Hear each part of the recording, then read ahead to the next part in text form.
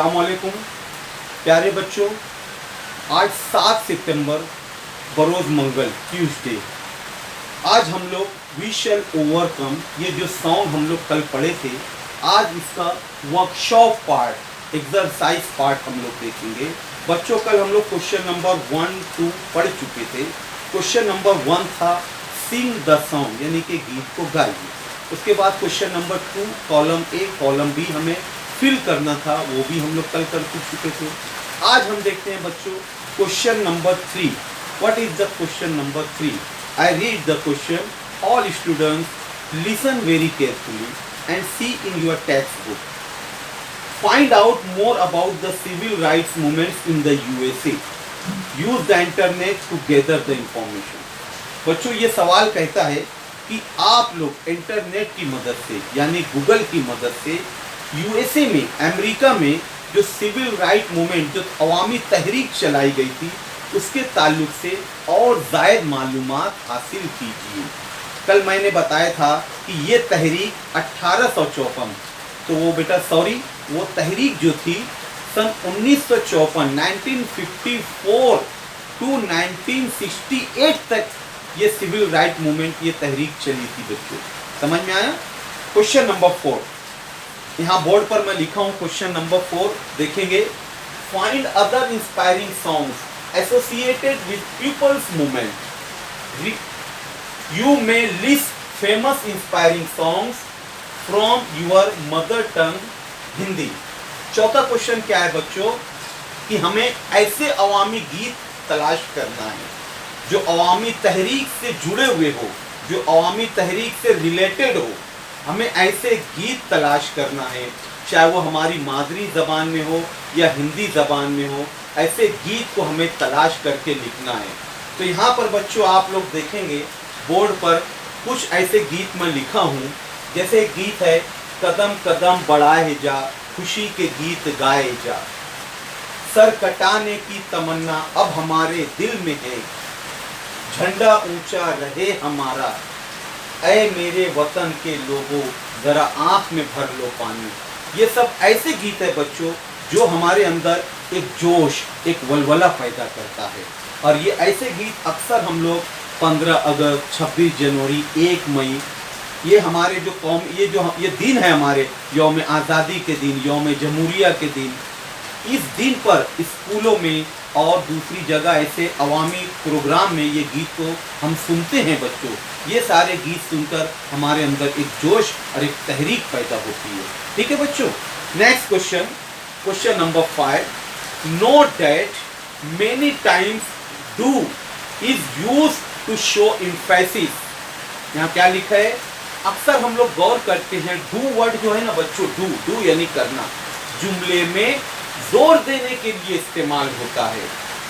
For example, I do believe, यानी कि मुझे यकीन है। Right 3 more sentences using do for emphasis. तो इसी तरह के हमें और 3 सेंटेंस लिखना है जहां पर डू पर जोर दिया गया है। फॉर एग्जाम्पल, मैं यहाँ एक सेंटेंस पढ़ता हूँ बच्चों, गौर से सुनेंगे। I do have faith in my work. देखो डू पर मैं जोर दे रहा हूँ।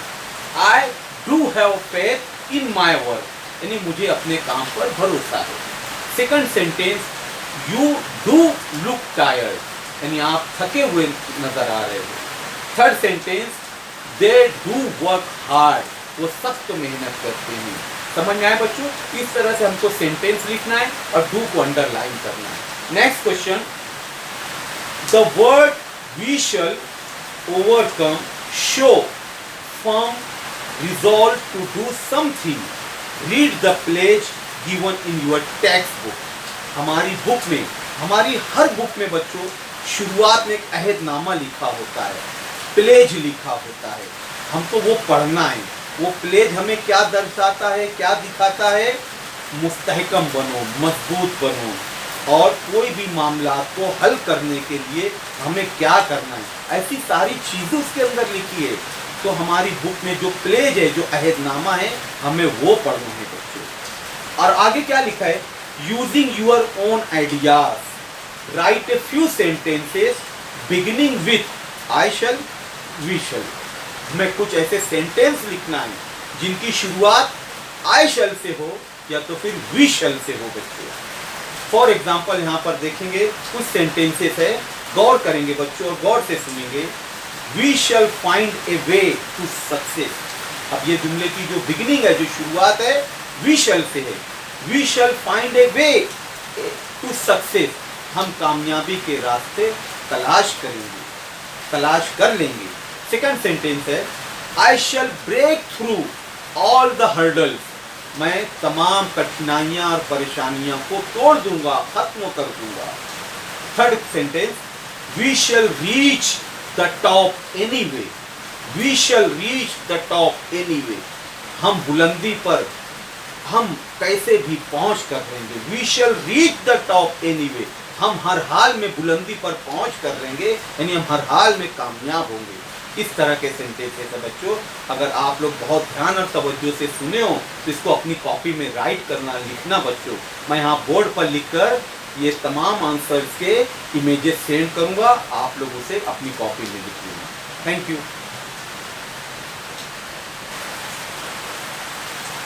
नाउ स्टूडेंट्स, आप लोग यहाँ बोर्ड पर देखेंगे question number 5 and question number 6, ये दोनों के मैंने यहाँ पर आंसर लिखे हैं बच्चों। क्वेश्चन नंबर 5 क्या था? Note that many times do is use to show emphasis. Emphasis mean जोर देना। अक्सर जुमलों में हम लोग डू को जोर देने के लिए इस्तेमाल करते हैं। जैसे यहाँ एक एग्जांपल लिखी है आई डू ब्लू। इसी तरह हमको और कुछ एग्जांपल्स लिखनी है बच्चों, तो मैं यहाँ बोर्ड पर लिखा हूँ I do have faith in my work. Second, you do look tired.